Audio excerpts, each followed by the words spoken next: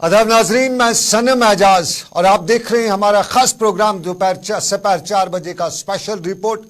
और हम special report में बड़े मामलात पर नजर रखे हुए हैं और आज मुल्क भर का सबसे बड़ा मामला इंतखाबात के बाद नताइज का मामला है। कौन चित होगा, कौन पट होगा, यह हम शाम गए तक तो बता ही देंगे, लेकिन उससे पहले बता दें चलें कि जो ट्रेंड चल रहा है, 4 रियासतों में आज काउंटिंग शुरू हुई है। सुबह 8 बजे काउंटिंग शुरू हुई और इन 4 रियासतों में बड़ी रियासत मध्य प्रदेश, राजस्थान, छत्तीसगढ़ और तेलंगाना, और इन 4 रियासतों के इंतखाबात को सियासी तजिया निगार बता रहे हैं कि ये सेमीफाइनल है और सेमीफाइनल के बाद अगले साल यानी 2024 में फाइनल खेला जाएगा।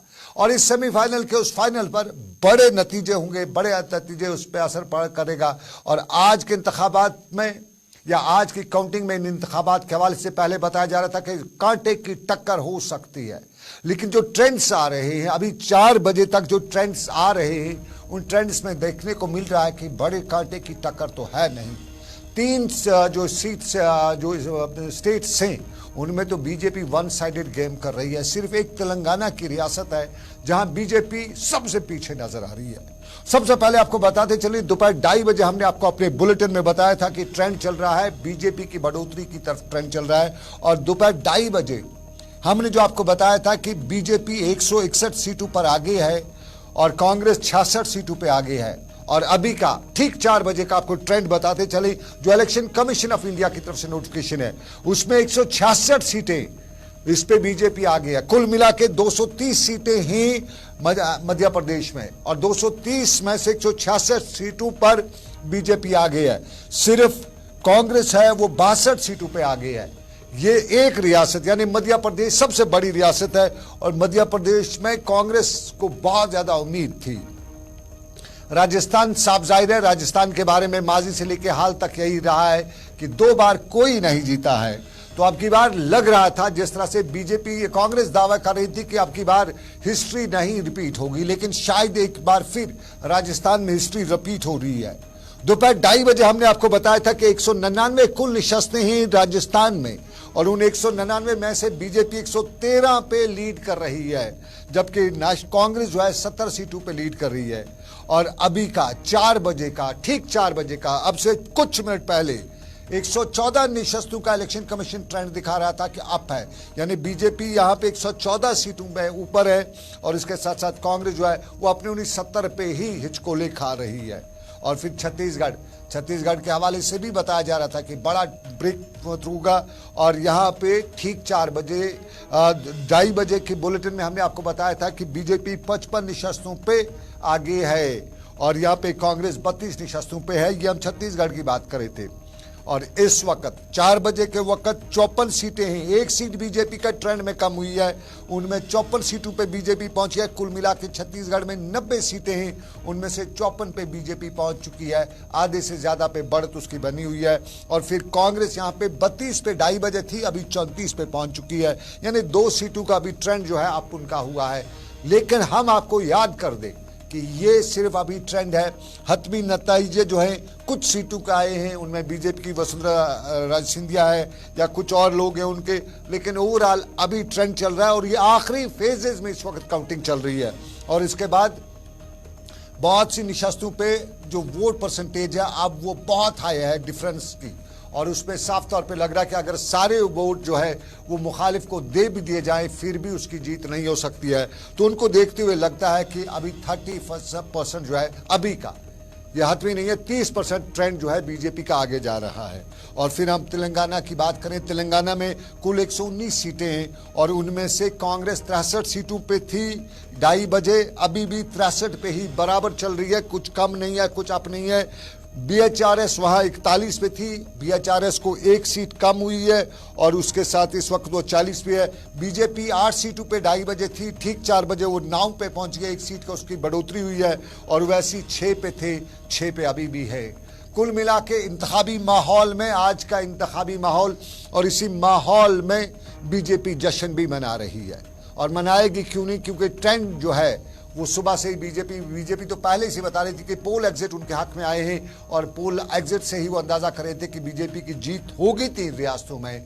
तो बीजेपी के हलकों में बड़ा जश्न है और इसी जश्न के पीछे बीजेपी के लोग क्या बता रहे, चाहे वो जम्मू कश्मीर हो या मुल्क के दूसरे हिस्सों में।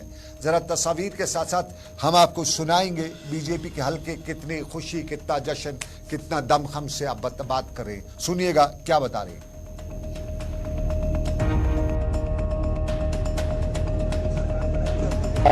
आज देश के प्रधानमंत्री नरेंद्र मोदी जिस प्रकार से समर्पण भाव से कार्य कर रहे हैं, अब मध्य प्रदेश में लगातार हम जीतते आ रहे हैं और वहां पर जिस प्रकार से पूर्ण बहुमत की सरकार हम बना रहे हैं, छत्तीसगढ़ में पूर्ण बहुमत की, राजस्थान में बनाए, राजस्थान और छत्तीसगढ़ में कांग्रेस ने क्या हालत की, 5-5 वर्ष की बच्चों के साथ में बलात्कार होना, दिव्यांग के साथ बलात्कार होना, लूट खसोट एक आम काम बन गया था। इस वक्त जो मोदी सरकार है वो जश्न में है और भाजपा है, मोदी है तो मुमकिन है।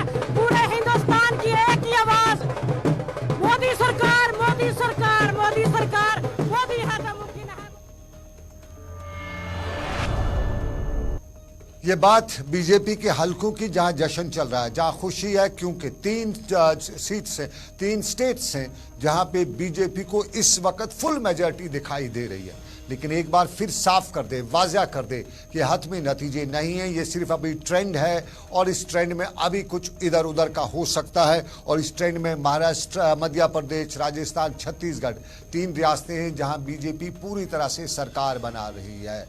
और अभी तक के ट्रेंड में अब अंदाज़ा किया जा सकता है कि सेमीफाइनल में जो मुकाबला है ये जोरों का नहीं हुआ है। कांग्रेस हल्के भी सुबह से ही जश्न मना रहे थे और मनाते भी क्यों नहीं, क्योंकि सुबह सुबह उन्हें लग रहा था कि उनका पलड़ा भी भारी है। और कांग्रेस हल्कों में सुबह सुबह जश्न के हवाले से बताया जा रहा था कि अब की बार इंडिया अलायंस जो है वो बड़ी बढ़त मारेगा। और दिल्ली में कांग्रेस हेडक्वार्टर हो या बाकी जगहों पे कांग्रेस मुख्यालय हो, वहाँ पे खूब जश्न था, बता रहे थे जीत उनकी होगी। लेकिन अभी का हाल जो है कुछ ओस पड़ना शुरू हो चुकी है। ताहम जो बात उनने की, जो उम्मीद का इज़हार कांग्रेस हल्कों ने किया, वो आपको सुनाई देते हैं।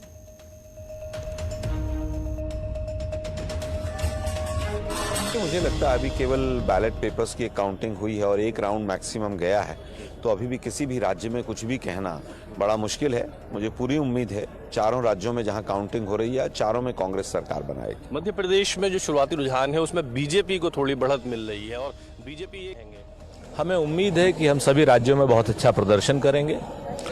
आने वाला समय कांग्रेस का होगा, जुमलेबाजों का नहीं होगा। हम चुनाव के परिणामों का इंतजार कर रहे हैं। अभी 11-12 बजे के बाद चुनाव के परिणाम और सेटल होंगे, उसके बाद ही हम कोई अपनी आधिकारिक प्रतिक्रिया दे पाए। जिस तरह से जनता ने भारी तादाद में वोट बटोर कर आपको दिया है शुरुआती रुझानों में जो दिख रहा है, हालांकि शुरुआती रुझान है, अब वो लग रहा है कि कांग्रेस की तरफ देश देख रहा है। 2024 का सेमीफाइनल मानते हैं साहब आप? देखिए, हर चुनाव की नवैयत अपनी अलग अलग होती है। श्री राहुल गांधी जी के नेतृत्व में 2024 के लिए हमारे सारे कार्यकर्ता पूरे देश के पूरी तरीके से कृत संकल्प हैं।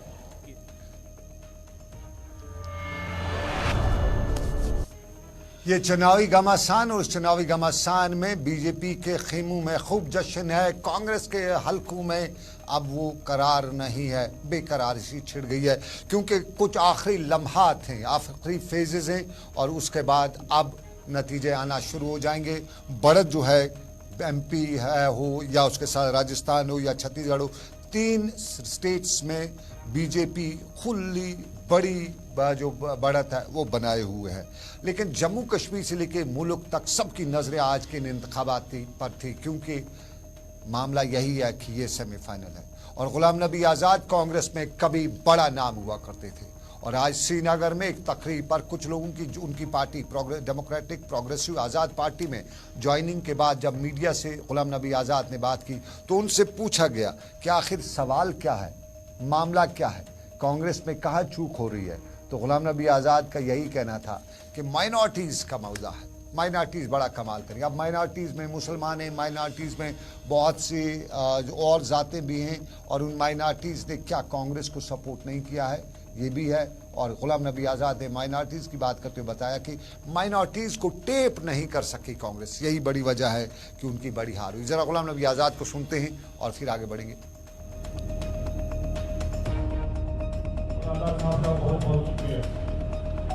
कांग्रेस जिसको 137 साल से 38 साल से चैंपियन माना जाता था माइनॉरिटीज़ का, तो इस वक्त पूरी बहस महदूद रही कांग्रेस लीडरों की, बीजेपी के लीडरों की, बैकवर्ड के कितने चीफ मिनिस्टर हैं। किसी ने, बीजेपी से तो आका नहीं थे, कांग्रेस ने एक दफा भी किसी लीडर ने टॉप लीडर से नीचे कि माइनॉरिटीज़ के कितने चीफ मिनिस्टर या माइनॉरिटीज़ की क्या रिप्रेजेंटेशन है, वो सर्विस में कितने हैं, मिनिस्टर कितने हैं, एमपी कितने हैं, हाँ? ये नहीं। तो इस इलेक्शन का ये ट्रेंड निकला कि माइनॉरिटीज़ किसी के खाते नहीं। हालांकि उसके बावजूद भी कांग्रेस ने एक तरफा वोट दिया माइनॉरिटीज़ को, लेकिन बदकिस्मती है कि वो दूसरी पार्टियों की तरह से सेकुलर पार्टीज़ और कांग्रेस बिलखुसूस उनके एजेंडे से भी निकल गया। ये बाई से तशवीश भी है, फिक्र भी है। इससे कांग्रेस को फिक्र करनी चाहिए, कांग्रेस के लिए बाइस तशवीश भी है। गुलाम नबी आज़ाद बता रहे थे कांग्रेस के बड़े नामों में गुलाम नबी आज़ाद का नाम शामिल किया जाता था, शुमार होता था, और अब उनकी अपनी पार्टी है, जम्मू कश्मीर बेस्ड उनकी अपनी पार्टी डेमोक्रेटिक प्रोग्रेसिव आज़ाद पार्टी।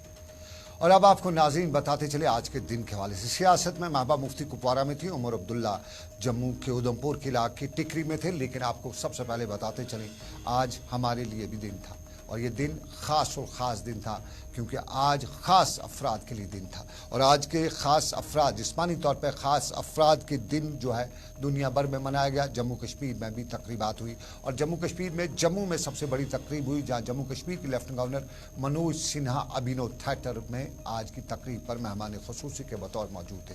और मनोज सिन्हा ने अभिनव थिएटर में इस तकरीब पर अपने खिताब में ख़ास अफराद को मुखातिब करते हुए बताया कि वो हमारे समाज का एक ख़ास हिस्सा है और इसलिए उन पर सरकार की ख़ास नज़र भी है। मनोज सिन्हा ने तकरीब के दौरान ये भी बताया कि जम्मू कश्मीर की आवाम को मिल के हमारे जो ज़िंदगी के शोबे के साथ जुड़े ये लोग हैं, इनका ख़ास ख्याल रखना भी चाहिए, और जब हम मिलेंगे तो तब हम हर मुसीबत का मुकाबला भी कर सकते हैं। मनोज सिन्हा को सुन लेते हैं और उसके बाद सियासत पे एक और नज़र डालेंगे।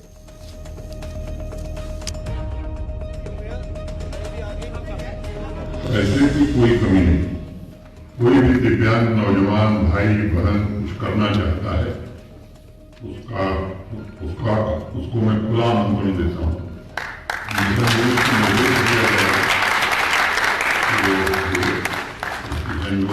वो ट्रेनिंग का मामला हो या फाइनेंशियल असिस्टेंस का मामला हो, जम्मू कश्मीर प्रशासन निश्चित रूप से इसे करेगा।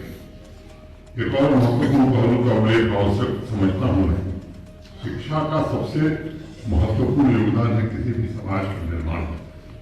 रोजगार और उन्नति के अवसर किसी भी बच्चे बच्चियां अपनी दक्षता और क्षमता में बढ़ोतरी कर सकें, इसके लिए समावेशी शिक्षा पर विशेष बल देना ये प्रशासन की जिम्मेदारी है।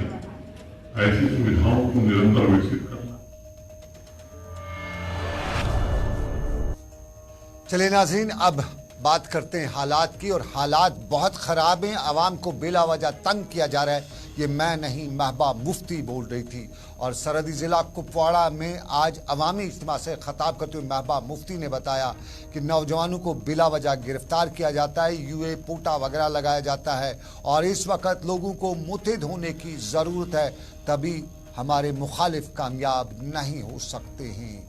उन्होंने बताया कि आवाम को ईडी, एनआईए और दूसरी एजेंसियों के जरिए खामोश कराया जा रहा है। और डॉक्टर महबूब बेग हूँ या पीडीपी के दूसरे लीडर, आज कुपवाड़ा में अवामी जलसा देखने के बाद कुछ उनके चेहरे पे रौनक भी नजर आ रही थी। साफ जाहिर है जनूबी कश्मीर के जैनपुरा शोपियान से अपनी तकरीर के दौरान नेशनल कॉन्फ्रेंस को महबूबा मुफ्ती ने निशाना बनाया, उसके बाद अब कुछ और हालात लग रहे हैं। कल तक नेशनल कॉन्फ्रेंस और पीडीपी में यूं लग रहा था कि दोनों एक साथ हैं और आने वाले इंतखाबात भी शायद एक साथ हो सकते हैं, लेकिन पिछले 15 दिनों से सब कुछ अच्छा नज़र नहीं आ रहा है नेशनल कॉन्फ्रेंस और पीडीपी में। नेशनल कॉन्फ्रेंस के हल्के भी दबे दबे लफ्जों में बीजेपी पीडीपी को निशाना बनाते हुए बता रहे हैं कि जम्मू कश्मीर में बीजेपी को लाने वाली पीडीपी है। और महबूबा मुफ्ती ने परसों भी नेशनल कॉन्फ्रेंस को निशाना बनाया और कुपवाड़ा में आज नेशनल कॉन्फ्रेंस को बराह रास्त नाम लेके तनकीद का निशाना बनाते हुए महबूबा मुफ्ती ने बताया कि नेशनल कॉन्फ्रेंस वो जमात है जिसने जम्मू कश्मीर में गठजोड़ की सियासत करते हुए, अकाड की सियासत करते हुए सबसे पहले फारूक अब्दुल्ला और राजीव गांधी अकाड किया। मरहूम शेख महमूदुल्लाह की अकाड की भी बात तो हुई, लेकिन उस पर ज़्यादा उनने बात नहीं की। लेकिन मरहूम डॉक्टर फारूक अब्दुल्ला और राजीव गांधी अकाड का जिक्र करते हुए बताया कि वो अकाड जो था वो कुर्सी के लिए था। सीट शेयरिंग हुई, मिनिस्ट्री शेयरिंग हुई, और फिर बाकी जितने भी अकाड हुए सब नेशनल कॉन्फ्रेंस के जितने भी अकाड हैं वो साफ जाहिर है उनका इल्ज़ाम था कि कुर्सी के लिए हुए। महबूबा मुफ्ती ने अपनी तकरीर में हालात का बयान भी किया और महबूब बेग से लेकर दूसरे लीडरान ने अपनी तकरीर में जम्मू कश्मीर की मजमूई हालत के लिए सरकार को जिम्मेदार ठहराया। महबूबा मुफ्ती को ही बराह रास्त सुन लेते हैं, लहजा उनका और लहजे के साथ साथ इल्ज़ामात उन्हीं के ज़बानी। और साफ जाहिर है कुपवाड़ा में नेशनल पीडीपी को एक बड़ा अच्छा जलसा करने के बाद महबूबा मुफ्ती का बयान तेज हो सकता था, और इस बयान के पीछे की कहानी फिलहाल समझ तो नहीं आ रही है, लेकिन सियासी पंडित बता रहे हैं कि सब कुछ चंगा नहीं है कश्मीर की सियासत में। सुनिएगा महबूबा मुफ्ती को।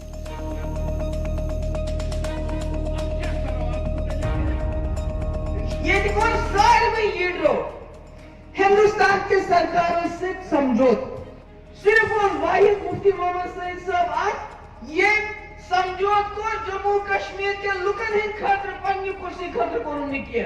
अगर तो याद करिए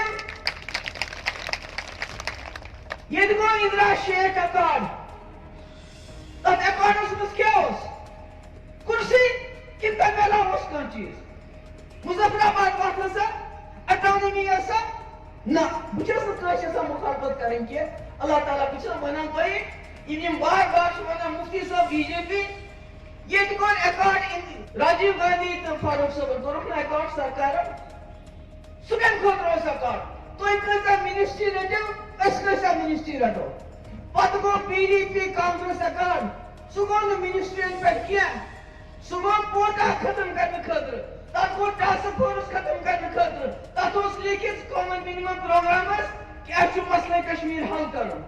अगर शेख साहब मरहूम पर फारूक साहब सारे कर अकाड गवर्नमेंट ऑफ इंडिया से सिर्फ पन्नी कुर्सी खातिर मुफ्ती मोहम्मद सईद साहब वाहिद शख्स ये लुकन इन खातिर से अकाड को अगर इस 73 बच्चों 3 मरियन मुफ्ती साहब 10 रतन बॉसेस 2 मरियन 3 मरियन तो पैसे में 73 अतलाक ने किया। सरकार के सोने को खत्म सफेद झंडा उठाने के लिए कश्मीरी तैयार नहीं है तो लगे हम खुद जाते यूएपीए तो लगे हम खुद पीएसए मगर युताय तो मसले कश्मीर हल करियो युताय तो कोशिश अदालत करियो तो ताई कोशिश गई मेरी मेरी मस्जिद आप वक्त बाद अगर तो को नहीं करियो सॉरी हिंदुस्तान वाली से महबूबा मुफ्ती और महबूबा मुफ्ती बता रही थी सफ़ेद झंडा कश्मीरी नहीं उठाएंगे कितना भी कर लो, और साथ साथ में नेशनल कॉन्फ्रेंस पर इल्ज़ाम आयद करते हुए बताया कि इंदिरा अब्दुल्ला अकाड हो, राजू फारूक अकाड हो, सब कुर्सी के लिए, जबकि नेशनल कॉन्फ्रेंस के मुकाबले में पीडीपी ने जो अकाड किया बीजेपी के साथ मरकज साथ उसमें उन्होंने पोटा के खिलाफ किया, मुजफ्फराबाद शाहरा के लिए अकाड किया, फोर्सेस टास्क फोर्स से आवाम को बचाने के लिए अकाड किया। लेकिन उमर अब्दुल्ला जम्मू थे और जम्मू के टिकरी उधमपुर में एक बड़े अवामी जलसे से उमर अब्दुल्ला ने खताब किया और उमर अब्दुल्ला ने इस खताब के दौरान पीडीपी या दूसरी सियासी जमातों का नाम लेने के बजाय सीधा नाम दिल्ली का लिया, भाजपा को लिया, जमहूरियत का लिया। और जमहूरियत के हवाले से बताते हुए उसने बताया कि जमहूरियत पंजाब के बाद जम्मू कश्मीर के जैसे ही कदम डालिए जमहूरियत ख़त्म हो जाती है। उमर अब्दुल्ला ने ज़मीनी हक़ाइक़ बताते हुए उन्होंने बताया कि ज़मीनी हक़ाइक़ ये है कि जम्मू कश्मीर में आवाम को बहुत ज़्यादा तंग भी किया जा रहा है। टिकरी उधमपुर में ये बड़ा जलसा था। आपको बताते चलें कल नौशहरा में थे और आज टिकरी उधमपुर में थे और उमर अब्दुल्ला ने यहाँ सीधा दिल्ली पे चुनाव को लेके दूसरे मामलात को लेके बयान दिया। सुनिएगा।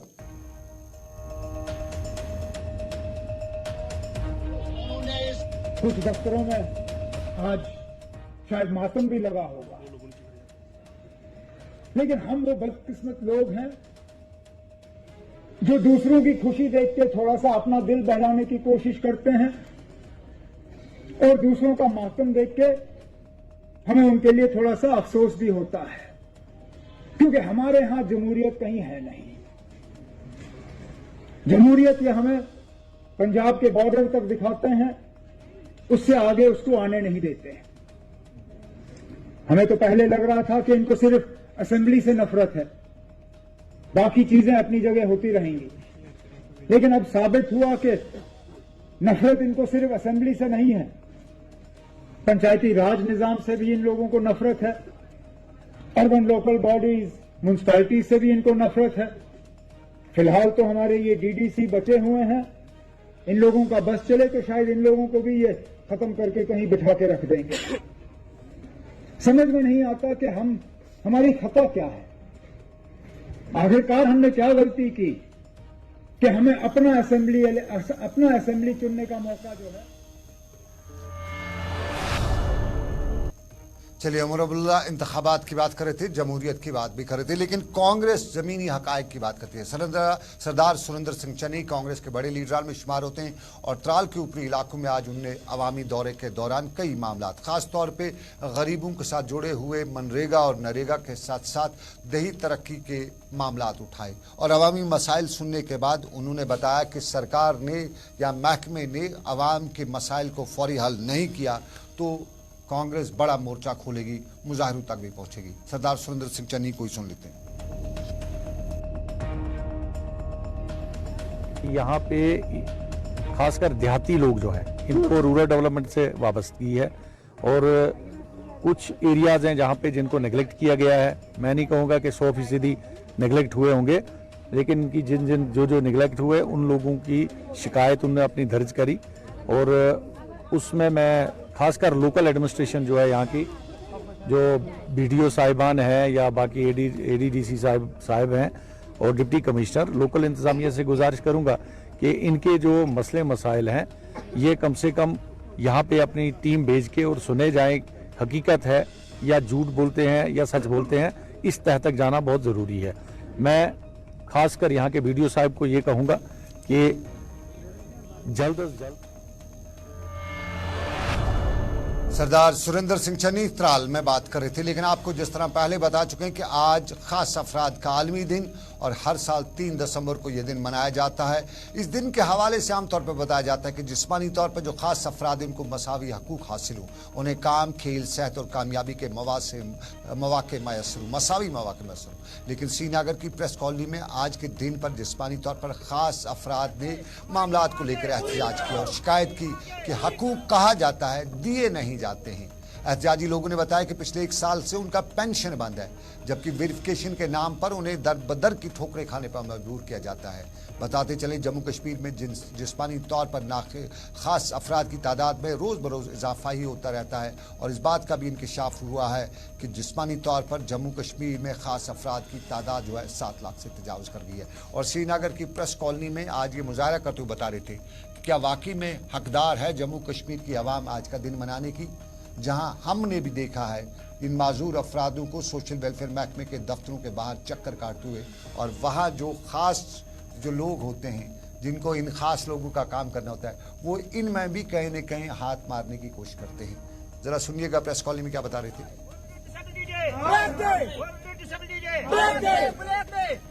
तो हमारे जो पेंशन है पिछले 1 साल से बंद है, वो अभी तक वागुजार नहीं किया गया है। वेरिफिकेशन के बहाने से हमें दर दर की ठोकरें खाने पड़े हैं और हमारे जितने लिखे पढ़े नौजवान हैं वो दर दर की ठोकरें खा रहे हैं, उनको रोजगार नहीं मिल रहा है। और हमारे जो टेक्निकल हैंड है, हुनरमंद लोग जो है, उनको मतलब हम चाहते हैं कि उनको लोन दिया जाए, सॉफ्ट लोन दिया जाए। और इसके साथ साथ जो घर में बैठे पड़े लोग हैं जो एक दूसरी जगह, इनका पेंशन ज़कात के पैसे से होता है, किसी के मरहून मिन्नत ये नहीं होते हैं। लेकिन उस ज़कात का पैसा भी 1 साल से ना मिलना साफ जाहिर करता है कि कितना सरकार ख़ास ख्याल रखती है हमारे इन खास लोगों का। हम महकमे की बात करते हैं, हम सोशल वेलफेयर महकमे की बात करते हैं, जिसके बारे में अक्सर लोगों को शिकायत रहती है कि एक तो इनके फंड्स भी डाइवर्ट कर दिए जाते हैं दूसरा फिर जो महकमे में चल रहा है उससे खुदा ही हाफिज है महकमे का। तो नाजरीन, ये था हमारा स्पेशल रिपोर्ट 4 बजे का। अभी के स्पेशल रिपोर्ट में बस इतना ही। जिंदगी रही, फिर करेंगे आपसे मुलाकात। आप रखिए अपना ख्याल। अल्लाह हाफिज।